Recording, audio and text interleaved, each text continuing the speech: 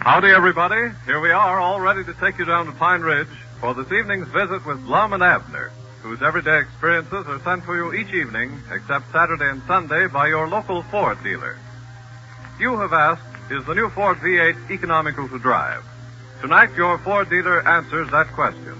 Answers you with the strongest official proof possible to obtain. A certificate of performance given the Ford V8 by the Contest Board of the American Automobile Association.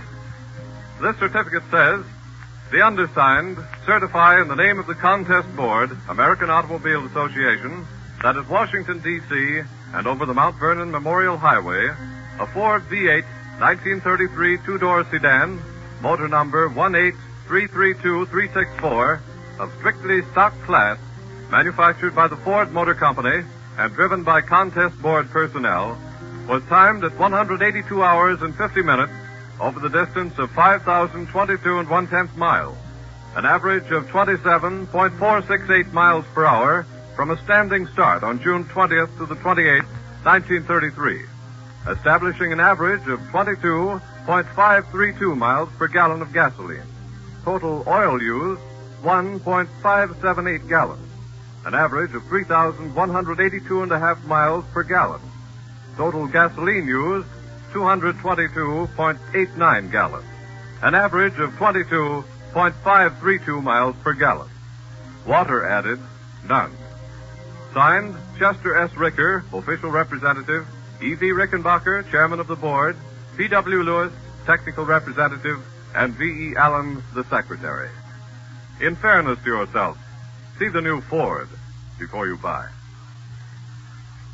Well, when we left our old friends down at Pine Ridge last Thursday, the elephant had pulled the door off the jailhouse and released the old lion on the terrified community. Lum and Abner have been trying their best to capture the lion ever since, but so far have not succeeded. As we look in on Pine Ridge today, we find Abner back at the garage, preparing for another trip into the mountains in search of the nuisance that is causing such a disturbance. Lum has just arrived on the scene. Listen. Abner, what in the name of common sense are you up to now? Well, I'm getting things all ready to go on that lion hunt tonight, Lum. Well, you're not aiming on taking this elephant, are you? Why, sure. Who ever heard of hunting lions with an elephant? Well, now, that's what that book says. What book? Why, that one right there. Dick Huddleston gave it to me to read. Tells all about lion hunting. I see it. Now, what we better do is get some dogs to hunt that lion with. No, according to that book there, Lum, they don't use dogs. Big game hunting in Africa. Yeah. Well, I don't care what they say in here. I know in reason they don't use elephants to hunt lions with. They can't even bark. How would you know when they struck the trail? Well, how do you know if they don't bark on trail? Well, did you ever see an elephant a-barking? Why, no, I never, but I never seen one on trail, neither. Well, you can't make no hunting dog out of an elephant, I can tell you that right now. Now, wouldn't that elephant there look fine running a rabbit across the field or sitting under a tree barking at a little squirrel? Well, now, I don't think they hunt like dogs does, Lum. Look there now, where I got the page turned down. Shows a picture of them hunting lions in Africa right in that book. Where? Why, right there, right in there, Ted. Well, they're just riding elephants there. Huh? The elephants ain't a-hunting the lions. You see, they have beaters that go on ahead and run the lions by, and these fellers here just captures them. Yeah, well, now, I figured on me and you riding baby here like they're doing in that picture there, Lum. Well, now, you can ride up there if you want to, but I ain't going to try to ride no elephant's back.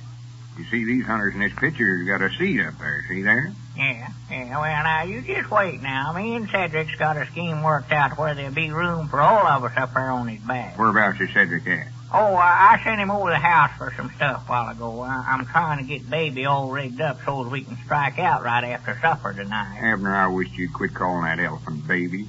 Well, I got to call him something. That's the only name we got for him. Well, just call him Elephant till after the contest is over, then we'll have a regular name for him. Yeah, I thought some of them names that's already been sent in would be all right, huh? Oh, yeah, there's some good names suggested, all right, but we don't want to do no deciding until we close the contest. Then we'll let the committee pick one out. Yeah. Well, have you made the announcement about the contest over the party line yet? No, I'll attend to that again. I'll go back to the office.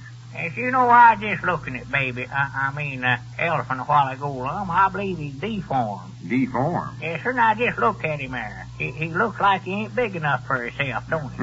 Ain't big enough for himself? No. What you talking about? Well, his skin don't fit him very good. It's away yonder too big for him. Oh, well, he just ain't growed to it yet. He ain't more than half growed, you know. You know, well, what do they do? Just give him a skin that's big enough for a growed elephant and let him grow to it? I don't know, Abner. This is the first experience I've ever had with elephants.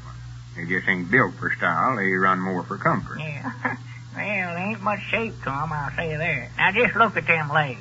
They just might lie straight up and down. Looks like his legs just run down the ground and stops all of a sudden like he's bogged up in the mud or something, don't they? Yeah, they're funny built critters. I'd hate to... Wait a minute. Yonder comes Dick Huddleston driving up in front. Yeah, I'll have to get back in the office. Dan went out to deliver a new car a while ago. Yeah, you just go ahead and talk to Dick, Lum. I'll finish up getting ready for this line, huh? Well, we'll try your way one more time, Abner, but if we don't catch this line tonight, we'll get some dogs and trail him down. I know we will catch him tonight, all right. Just wait till you see what old me and Cedric's got rigged up. This book here has learned me all about line hunting. Well, you needn't count on me riding that elephant. I'll tell you that right now. Well, howdy, Dick. How are you today? Well, howdy, Lum. Wife said you telephoned you want to see me about something. Yeah, I'm glad you come over, Dick. Come on in the office. I'll explain it to you.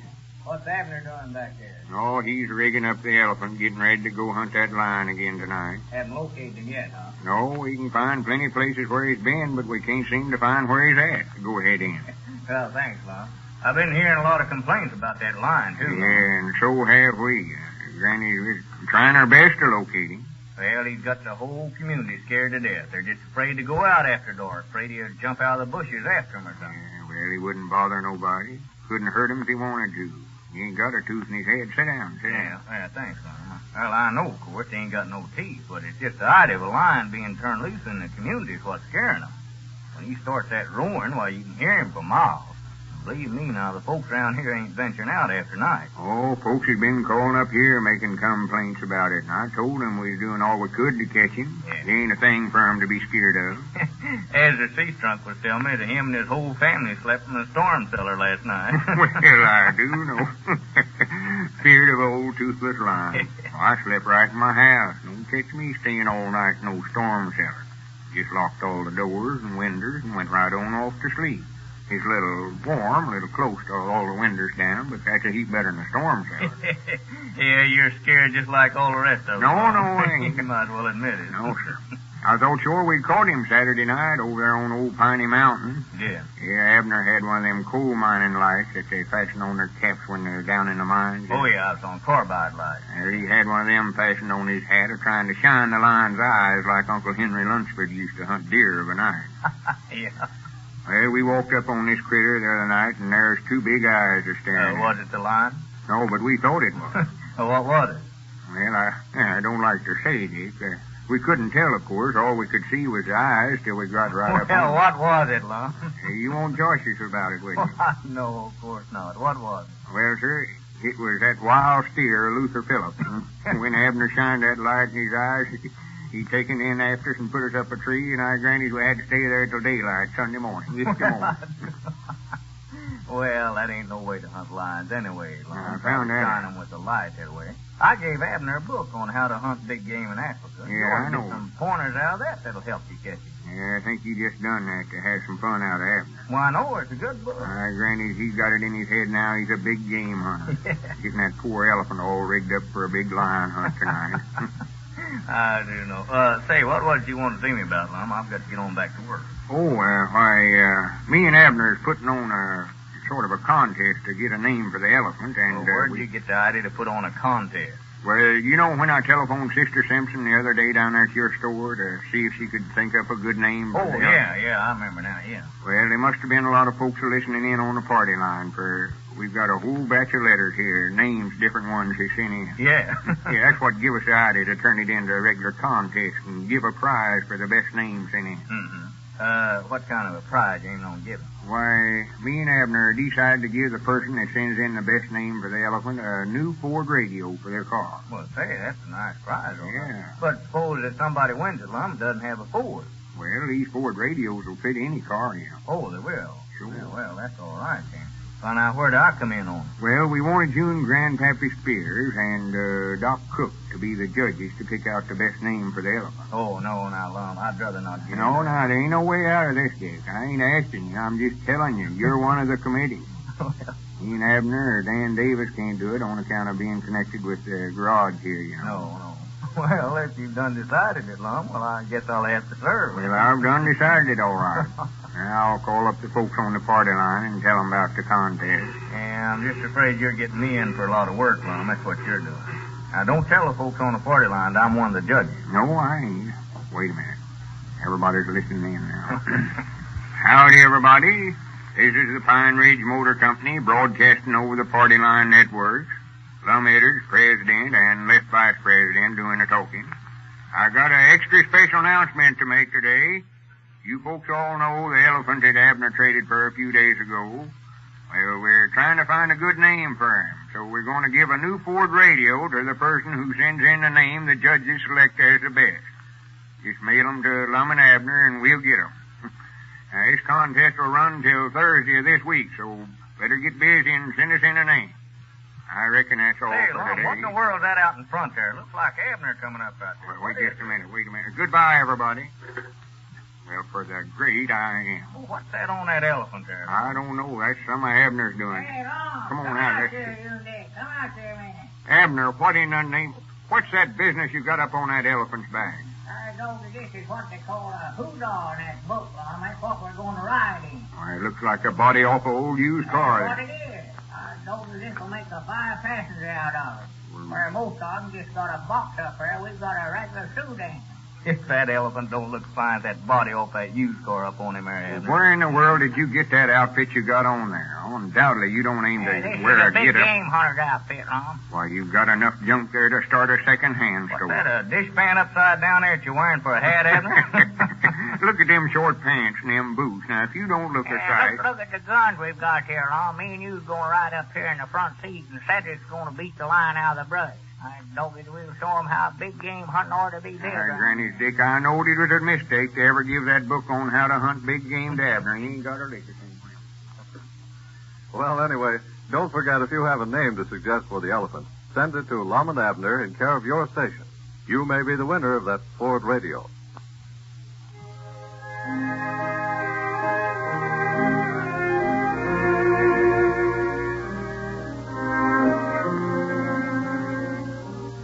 Know the facts before you buy a car, and you'll buy a Ford V8. For instance, the all-steel, electrically welded body versus the body of wood and steel. Fact number 1, steel doesn't need wood for strength or protection. 2, the steel and wood body is not much stronger structurally than its wooden frame. 3, under extreme stress or shock, the steel body remains intact. Dented perhaps, but not crushed. 4, it is more expensive to make an all-steel body than to make a wooden frame and then nail steel panels on it. Until experience proved it unwise, Ford mixed wood and steel in bodies and wheels. It was the best way then, but the state of the art has advanced. No one argues now that the electrically welded one-piece wheel, such as the Ford wheel, needs to be strengthened by adding wood to it. Know the facts before you buy a car. All the facts. In fairness to yourself, see the new Ford before you buy. In closing, we want to remind you to listen for the special announcement to be given during the old-time sociable Friday night. Lum and Abner will tell you about a very interesting contest in which they will give away a new Ford V8 every Friday night, and everyone is invited to take part. Gene Hamilton speaking for your local Ford dealer, who invites you to follow the experiences of Lum and Abner tomorrow evening at this same time.